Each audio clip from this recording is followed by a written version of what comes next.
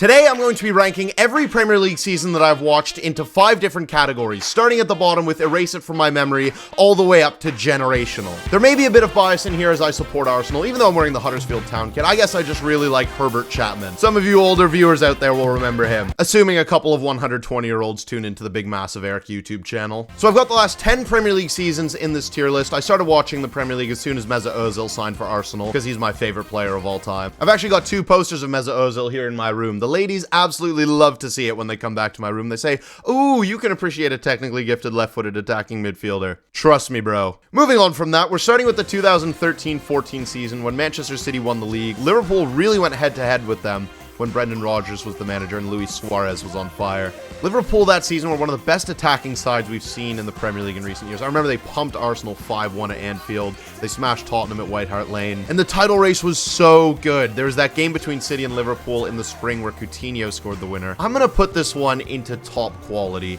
There are very few that have a title race that good.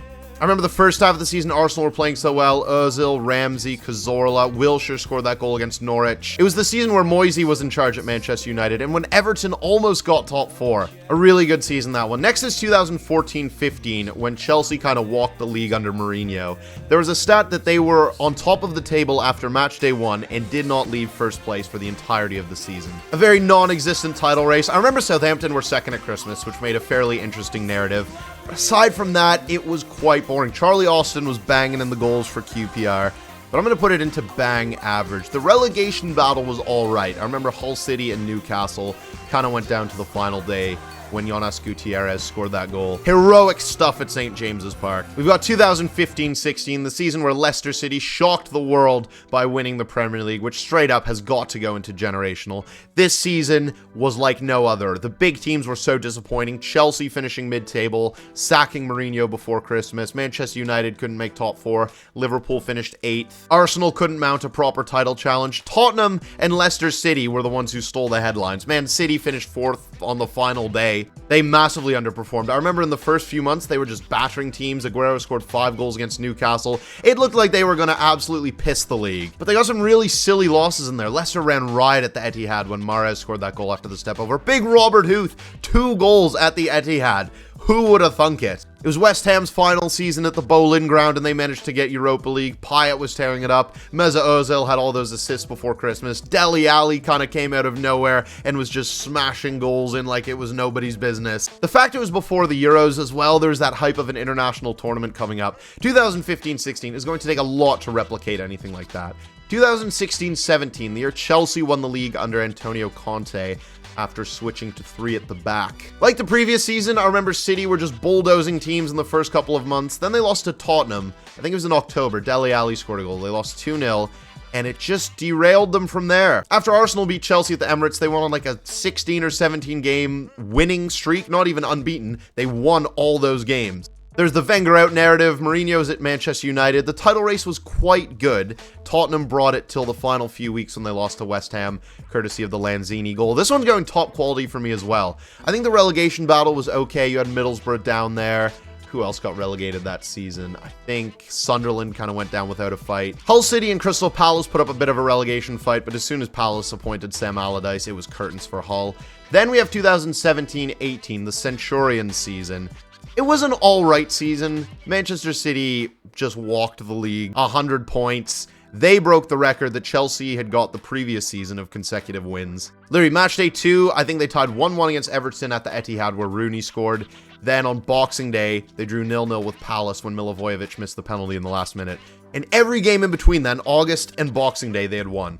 Manchester United started strong with a couple 4-0 wins, but the league was over in about November as soon as Manchester City won the Manchester Derby. I'm going to put it in somewhat memorable. It was the first time we saw Huddersfield Town and Brighton in the Premier League. Huddersfield made the relegation battle really good. They managed to stay up after that draw against Chelsea. It was Wenger's final season. Arsenal were a good talking point. We were very entertaining in some games, like that Liverpool game where Mesut Ozil scored the Ozil bounce to make it 3-2. There was the Manchester Derby in April at the Etihad where City bottled a 2-0 lead. Manchester City and 12-year-old Fortnite players had a lot in common in 2017-18. A guy with blue hair came and just destroyed all of your fun.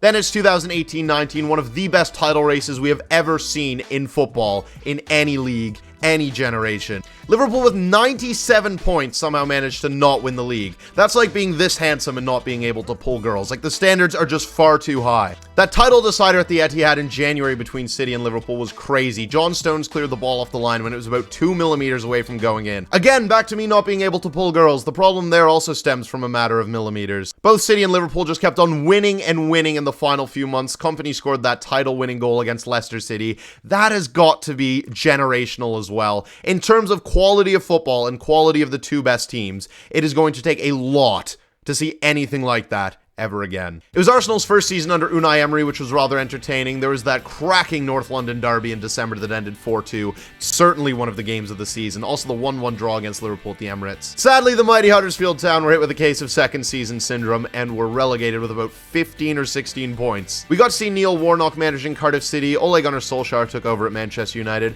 All in all, the perfect recipe for a beautiful Premier League campaign. Now we have 2019-20 when Liverpool finally won the league for the first time in 30 years and the first ever time in the Premier League era. And they did it in historically un-Liverpool fashion. No drama, no comebacks, no sitting on the edge of your seat.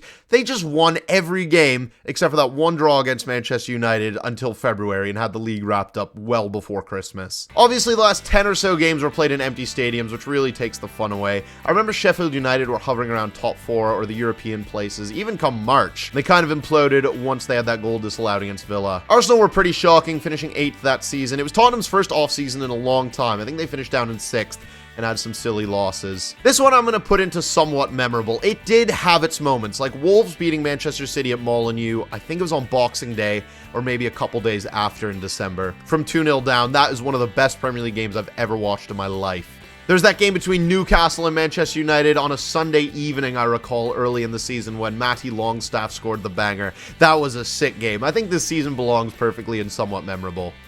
Then we have 2020-21, a season played almost entirely in empty stadiums, quite boring, and City did not have any title challengers. Leicester City were playing quite well, but they could not make top 4. They bottled it for the second season in a row. Arsenal were absolutely appalling. Every AFTV live watch-along seemed to be more comical than the previous one, which as an Arsenal fan, you never want that. Liverpool had an off-season for the first time in a couple of years. They scraped into top 4, as did Chelsea. Pretty unmemorable stuff. I actually want to erase that from my memory. Empty stadiums, Arsenal being absolutely terrible, no title challenge. Just get it out of my head. Next in line is 2021-22, another season where Liverpool and Man City went head-to-head, both getting more than 90 points and being separated by just 1 point. There's that final day craziness between Man City and Aston Villa, and Liverpool and Wolves. Tottenham had quite a good season after Antonio Conte came in. The top 4 battle was something special this season. Arsenal and Manchester United both could have made it, but missed out narrowly. Mohamed Salah in the autumn and winter this season was on another planet. He was utterly sensational.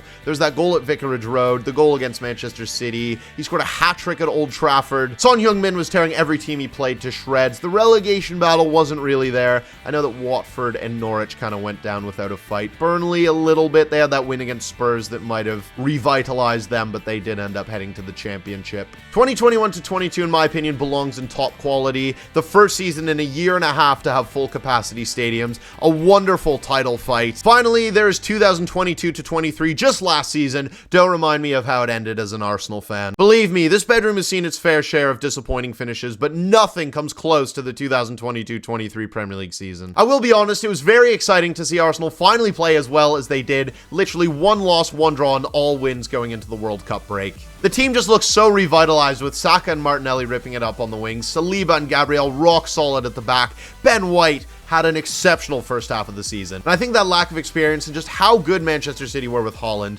it was unfortunate Arsenal couldn't hold on. The introduction of Haaland into the Premier League made things quite entertaining, and Newcastle getting top 4. It was the first time a non-traditional top 6 side got top 4 since 2015-16. I think 2022-23 is going to find its place into top quality. To summarize this list, we've got 2020-21 down in erase it from my memory, empty stadiums, no title race, disgusting. 2014-15 is in bang average. Again, Chelsea were on top of the league every single match day. Oh, Charlie Adams scored from his own half. That's not enough. 2017-18 and 2019-20 had their moments in somewhat memorable, top quality seasons. We've got 2013-14 with that title race between City and Liverpool, where Suarez was just the best player in the world. Slight overstatement, but it is one of the best individual seasons we've seen in Europe recently. 2016-17 when Chelsea won the league under Conte. 2021-22 when Liverpool and City took it to the final day.